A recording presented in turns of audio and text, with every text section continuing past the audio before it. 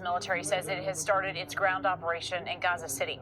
The IDF also says it's going to increase and enhance strikes in Gaza after cabinet officials approved plans to launch a ground invasion last month. This comes as the Hamas-run health ministry says starvation deaths in Gaza are surging.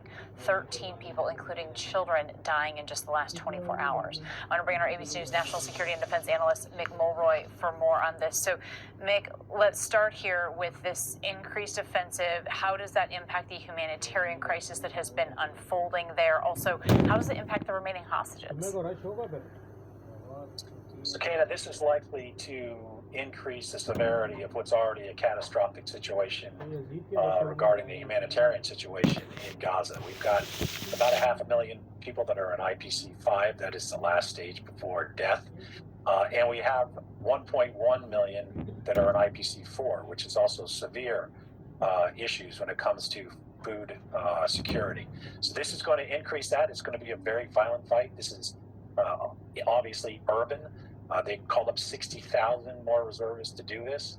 So hopefully they can get the civilian population out of there because they do not want to be caught in the crossfire. This is going to be a very, very complicated military problem.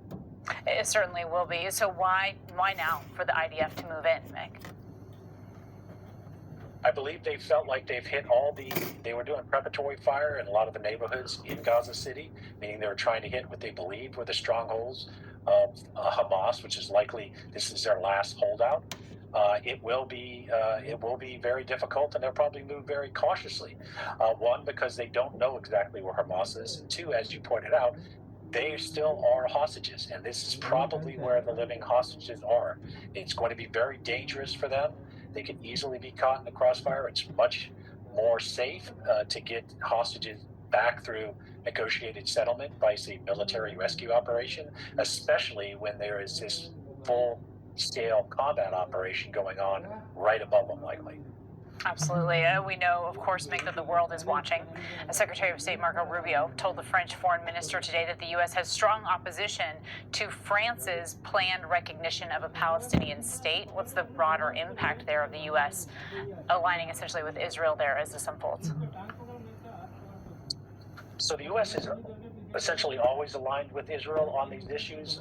Doesn't matter which administration, but more and more countries are starting to recognize Palestine as a country because of their opposition to the current war in Gaza and how this is playing out, specifically the humanitarian crisis. And these countries also include traditional, very aligned countries with Israel, like Germany. So this is really going to have, I think, a growing international pressure, but so far that has not proved to be of that much import to Israel, and the United States doesn't seem to be bending at all. In fact, we're supporting Israel even more when it comes to these issues, even blocking the Palestinian Authority from coming to New York for the UN General Assembly.